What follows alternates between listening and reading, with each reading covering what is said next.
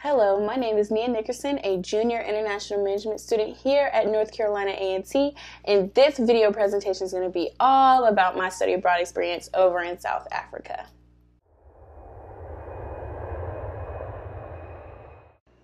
So because of the weather that North Carolina experienced on December 9th, we were not able to fly out.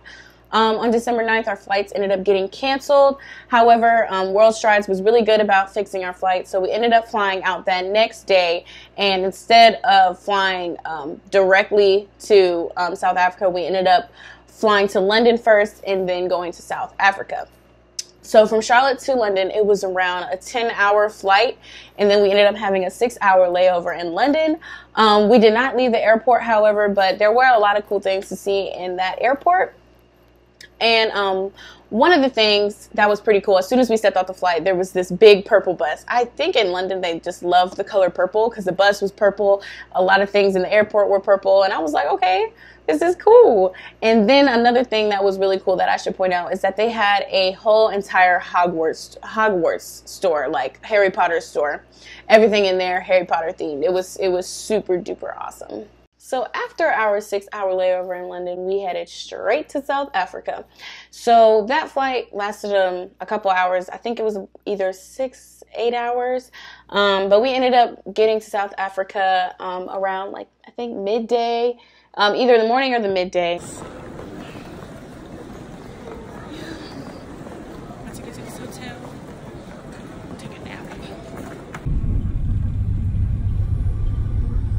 But even though we had just had like a full day of traveling, we did have plans for that night because, as I mentioned, we did get to South Africa a day late because of the weather in Charlotte. So we did get to rest a little bit, but that night we had to go on a cultural tour. So that night we ended up at a place called Lesedi. So this place gives the history and the background of South Africa. So they talked about the 5 different tribes, and then our tour guide took us through their whole, I want to say it was like an outdoor cultural experience. Basically, they had the huts, they had their actors, and I feel like they really immersed us in the culture and the history of South Africa. I have a lot of cool pictures.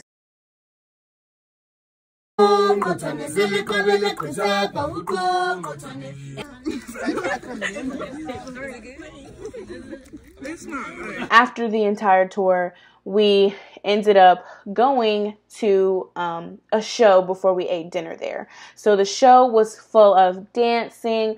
They had kids dancing, different kinds of people dancing, and it was amazing to watch. It was like I didn't even want it to end because it was just so great. And they really did treat us with hospitality, and we had a really great time. So that night we had a dinner planned for us at the place. They had a lot of different options and a lot of different cultural foods, which I was so excited about. So it was like a buffet style, so I ended up eating, I tried a lot of different things. I tried the ostrich, I tried the crocodile. I kind of left the meats that I had already known alone, but from my peers telling me it was apparently really good. And then after the main course, they came out with a dessert. I tried the baked cheesecake. Delicious. I tried the tart with the custard. It was like a custard drizzle. It was delicious. By far the best meal. Well, it's really hard to say what my best meal was, but it was one of those top meals that I had there. So our second day in South Africa, we had a very, very long day. We started our day at 8 in the morning, and we had a lot of different stops throughout the day. So our very first stop was in downtown Johannesburg. So when we went to downtown Johannesburg, we visited the African Steps and the courthouse. And the way Daryl explained it, the courthouse was really, really important because this is where a lot of the change came after the apartheid. Rewriting laws, making new laws so that everybody was equal and could feel like they were a part of a whole entire community and not just separated based on the color of their skin. So even though The courthouse itself was not actually open. That was due to the fact that they were on holiday, and plus they were doing renovations, so we were not able to go into the actual courthouse. There were still some important things that we did see. One of those things were these marble slabs that had tally marks on them, and these tally marks represented the number of days Nelson Mandela spent in jail, and his partners in cohort spent in jail also. So they each had their own separate slab and their separate names on them, so that they each represented how many days each they spent in there. The second thing that was really important that was in the courthouse was a saying that Nelson Mandela had said. It was like on its separate wall, and I'm actually going to read the quote. It was actually really powerful. It says, "It is an ideal which I hope to live for and to achieve, but if needs be, it is an ideal for which I am prepared to die." So that was just really powerful to me because, you know, he was just a great leader, and like he was committed to freeing the people of South Africa, and that was all people, not just African Americans, not just colors, everybody. And he wanted equal rights for everyone. So that was our first stop.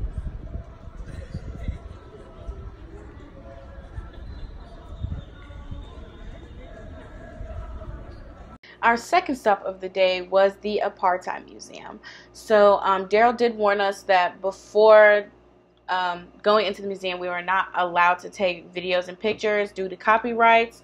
So sadly, I didn't get that many pictures and videos. I did get one scenic picture, but it did not capture at all the things that we did see in the museum.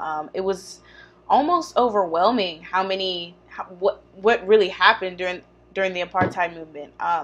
You know, it was a lot to take in. And Daryl was really good at explaining everything. He actually lived during that time, so he got to live firsthand and see firsthand what was really going on. A lot of things happened. That's why when I say it mirrored the civil rights movement, it really did. You could see innocent people dying and being jailed because of their want for freedom and equal rights, and not to be treated based on the color of their skin.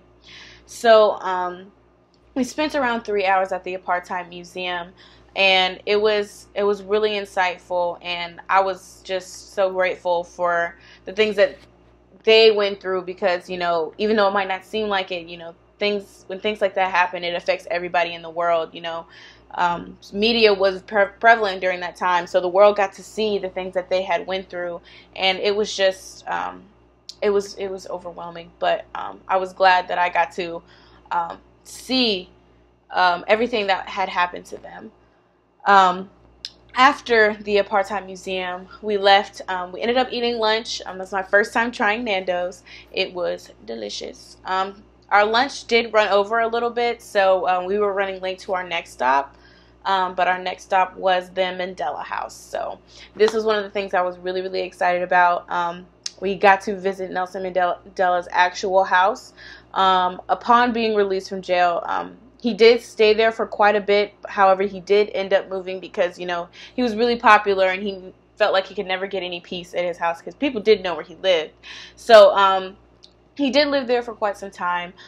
We got to walk through the house. They had a whole lot of pictures and awards that he did receive, and it was just so cool to see.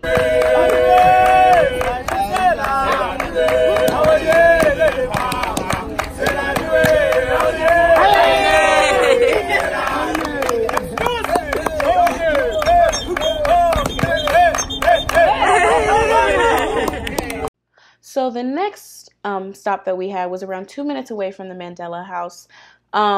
This place was pretty important because it kind of represented one of the important parts of the apartheid movement.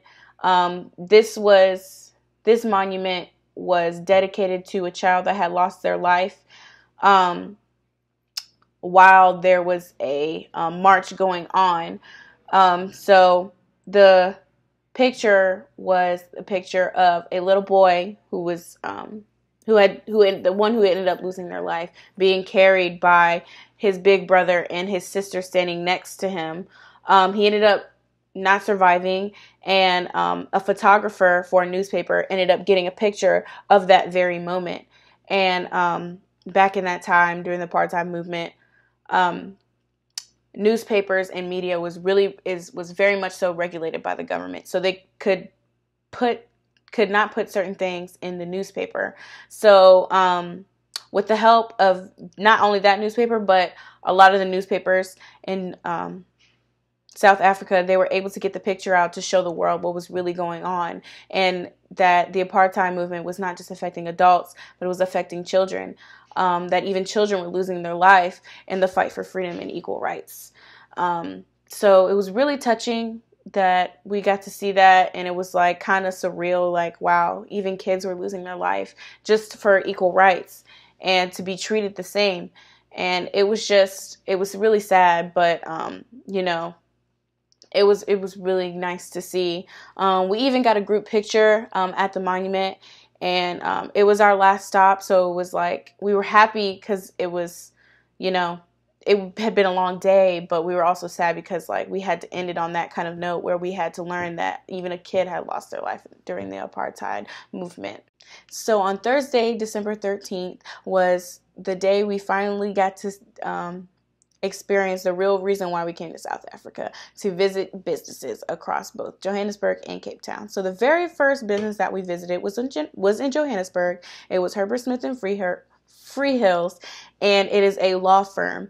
Even though they were a law firm, the presentation consisted of how this specific law firm goes about helping entrepreneurs and how it helps the economy in Johannesburg overall. And it was very insightful. So even though I'm an international management student, it was still important to hear about how the legality of certain things affects business. So as a business or management student, you have to take legal business environment. So it kind of played into that aspect, and it was super insightful. And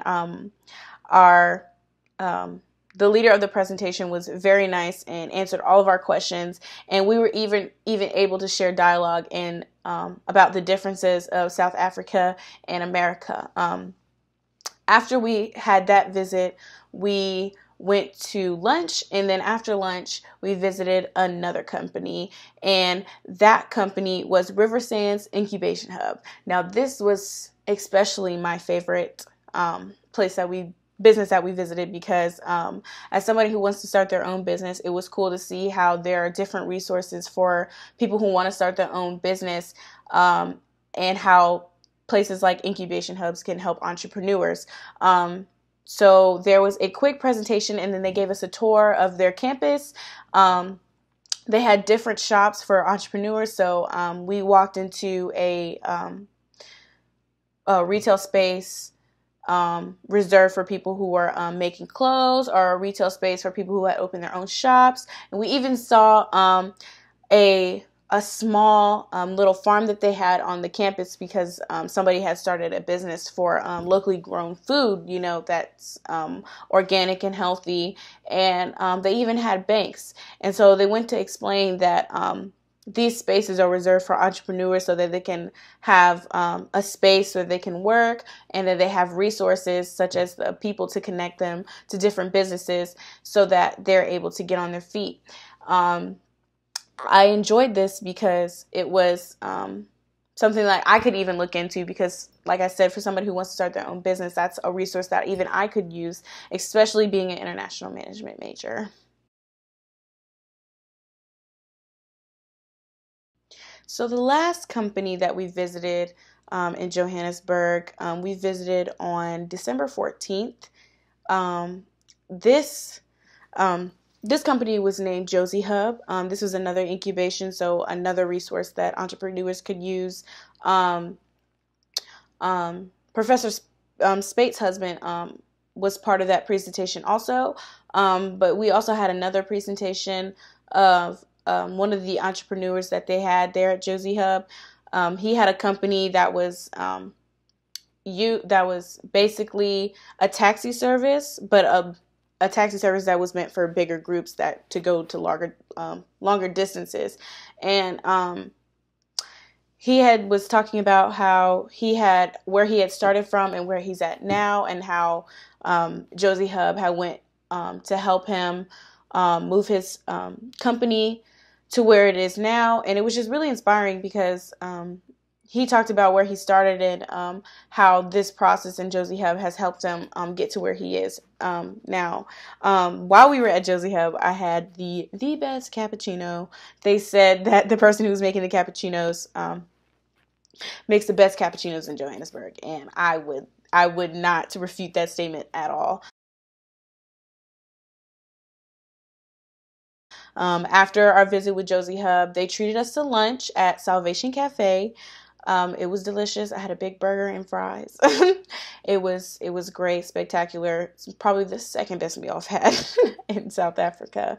That was the only thing we did that day. We did have a free afternoon, and because we had a free afternoon, the group decided that we wanted to go to a lion and safari park. So we were able to get a really, really good deal because we had such a big group, and World Strides was able to help us get a deal, and we went there after our meeting with Josie Hub. The lion and safari park was spectacular. We did a lot of different things there that I will probably never experience in my life again. We got to pet baby cubs. It was cool. I had a scary experience. They were feeling quite playful when my group went in. Ended up getting scratched on the leg. It's scratching me. It's scratching me. That was a little scary, but it was cool. You know, who can say they got scratched by a lion cub? Not many people. After that, we ended up having more time before we went on the safari trip. So me and a couple other students got to pet a pet cheetah. Well, not a pet cheetah, but a cheetah. I liked that experience way better than I did the lion cub because he was chilling. He was just laying there, and I just got to pet him. He was purring too, and I was like, okay, I could deal with this. It was great. It got a little scary because he ended up hopping up because there was a cat outside of the gate, and he ended up like running, and they're really, really fast. But it scared me because, you know, I thought he was running after me, but it was cool. It was still fun. I got to pet him. And the lion and safari park was just spectacular. They had just the animals everywhere. The actual safari ride, we saw a lot of different animals. But of course the cool ones were the big grown lions. They were all sleeping though. Every time we went by a group of them, they were all sleeping in one big group, just knocked out. We saw some African wild dogs. We saw some lions. We also saw some cheetahs, and we also saw different types, just a whole bunch of different type of animals. There are too many to name actually, but it was amazing.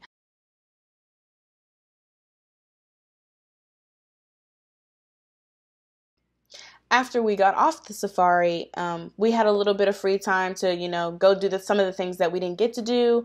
I wanted to feed the giraffe because we didn't really get to right before we got on the safari ride. But when I went there after, the giraffes weren't there. However, they were by the other side of the fence, and I was able to get some really cool pictures with the giraffe. He was like right behind me. It was so cute. The story behind the giraffe is that he was a 9-month-old giraffe. His mother had abandoned him, and so this the keepers of the safari were raised him, and so they're really, really close with him. So they were able to like call him over and like get him to bring his head down so I could get a nice little picture. And he was so adorable and soft, and I was like, this is my spirit animal because, you know, we're both tall. But it was great. It was a great experience. It was just something I feel like I would have never been able to do. It was truly a blessing to experience. After we left the safari park, we did head back to the hotel, and that was the end of our day. So December 15th, we spent most of our day traveling to Cape Town. And then after we ended up getting to Cape Town, we met our new tour guide. Her name was Sarah. She was so nice. We ended up going to our hotel. It was a very nice hotel. I was actually blown away. I was like, wow, I'm impressed. It was great. It looked so nice and futuristic looking. It was right smack down in the middle of the city in Cape Town, and like maybe like a 10 to 15 minute walk to the waterfront. So we ended up having a free afternoon. Our activities didn't really start until that next day, the 16th. So on the 16th, we did sort of kind of the same thing we did when we got to Johannesburg for the second day. It was more like a cultural thing, but less history. So it was more leisure. So we ended up visiting the highest point in Cape Town. We went to the edge of the world, the end of the world. It was so cool. It was super duper windy. It was a lot of wind. My hair was blowing everywhere. And we got to go up into the mountains, and it was just very scenic, very pretty. I got a lot of pretty pictures. There was even a point where we went to the top of a mountain, and you had to take something called the funicular up to the top. And when you got to the top, you had to walk up some stairs to go to a lighthouse, and then well, not a lighthouse, but a little building. And where the building was, there was like this little sign, and it pointed to where each place was. Like one point had New York City, and the other one had Paris. The other one had just different landmarks in the world, and basically what direction they would be in from that point that we were at. It was a great experience. I got a lot of nice pictures, like I mentioned. It was very cool. And then we ended up going for lunch. We ended up going to this restaurant by the water. I had some calamari. It was fried calamari and fries. It was great. It tasted so fresh. I was like, I have never tasted something this good before. And I've eaten plenty of calamari. And after lunch, we were able to go see the penguins. And the penguins were so cute. They were so tiny. There were so many of them, actually. I was actually quite surprised. They were really nice and cute. We didn't stay there. We didn't stay in the penguin facility very long because we wanted to go back out, to where the market was. And I bought a lot of cool things. We left a little after that, and then headed right back to the hotel. So the next day, the 17th, we had a full free day, so we could do whatever we wanted to do around the city. So me and my roommate and 3 other girls decided to go to Green Market Square. So Green Market Square was only a couple blocks down from our hotel, and apparently they had a whole lot of different vendors that sold different things, and so I definitely wanted to check it out. So we went there, and I bought a whole lot of things. I spent almost way too much money, but it was all worth it because, souvenirs, who knows when I'm going to go back to South Africa. But it was really great. I met some great people, got to talk to the locals, and it was really insightful. I find it easier and quite enjoyable to talk to people from different cultures, especially when we're in their hometown. And so it was really great to get to talk to them, get to know them, get to hear their story, and even support them by buying their merchandise. So I met these 2 brothers. They had a shop mostly of paintings.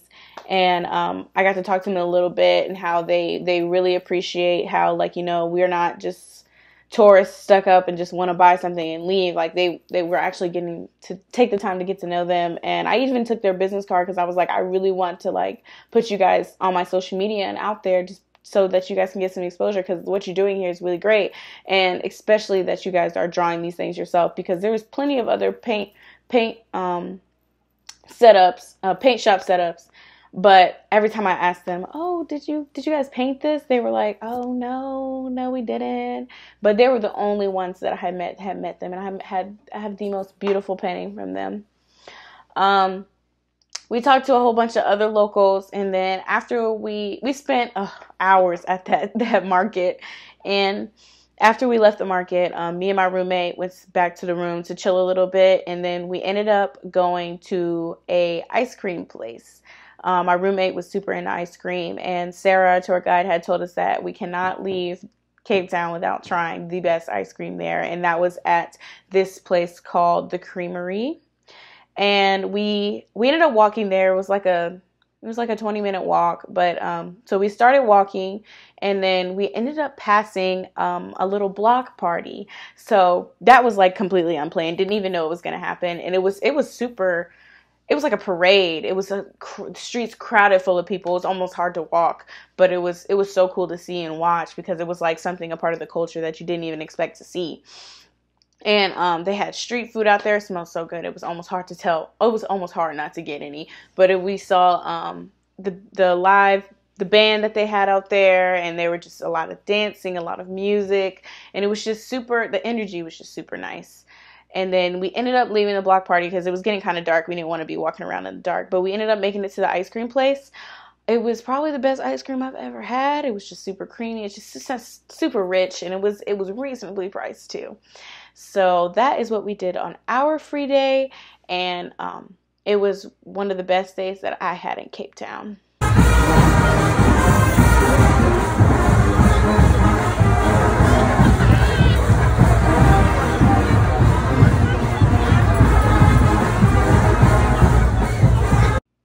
So our last official day of activities in Cape Town was December 18th.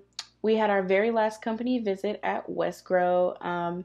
Because it was raining, the presentation and the whole entire company visit didn't last very long, probably around like 30 minutes.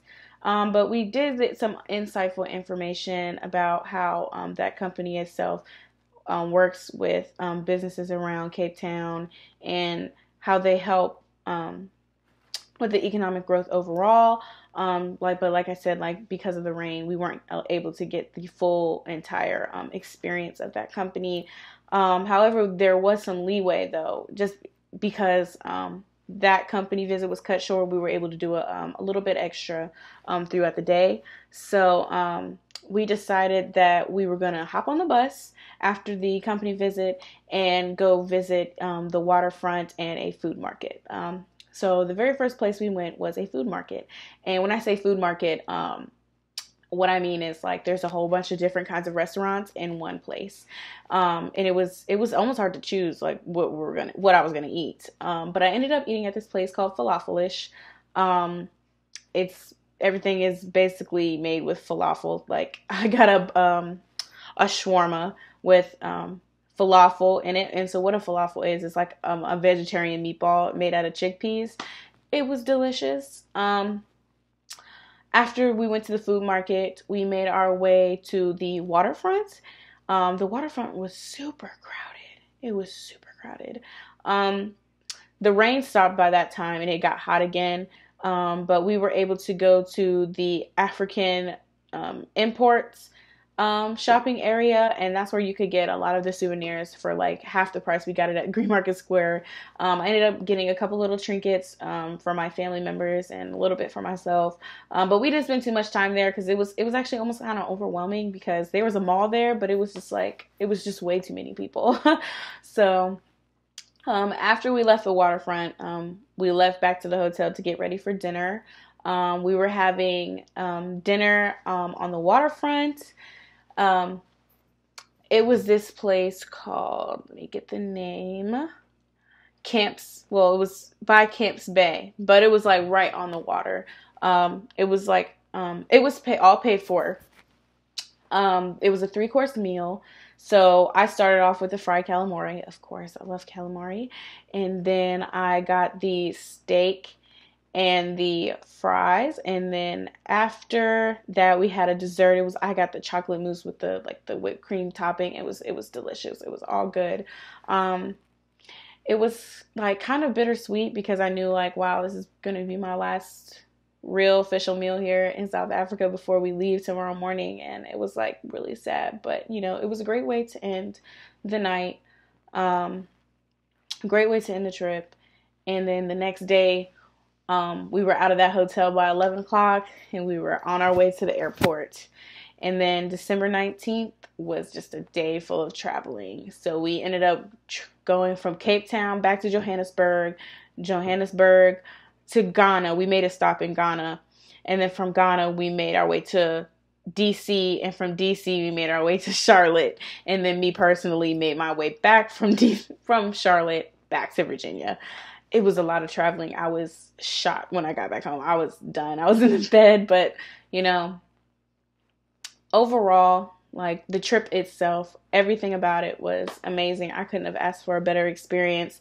I was really sad to go, really sad to go. And I was like, I've got to come back. It is set in my head that I'm going to go back to South Africa. And not just because of the eating and like the cultural things, but because of the things I've learned, the people I've met, the companies I've visited. You know, I could see myself doing an internship or another study abroad over there. It was amazing. Overall, the experience for me was very enlightening. You know, I feel like I learned a lot more than I thought I would have, you know, because, you know, being somebody who's international management, not a lot of things cater to my major specifically. But I feel like I learned a lot, especially as someone who wants to be a future entrepreneur. I learned a lot of information, especially about incubation hubs that are offered not only overseas, but, you know, in the States also. So I did learn a lot, and it was a very, very insightful experience, a beautiful experience that I wish I could share with everybody. I wish I could take everybody I knew up there, because it was amazing. It was great. I have no complaints. And thank you for watching my presentation. Once again, my name is Nia Nickerson, a junior international management student, and I hope you enjoyed this video.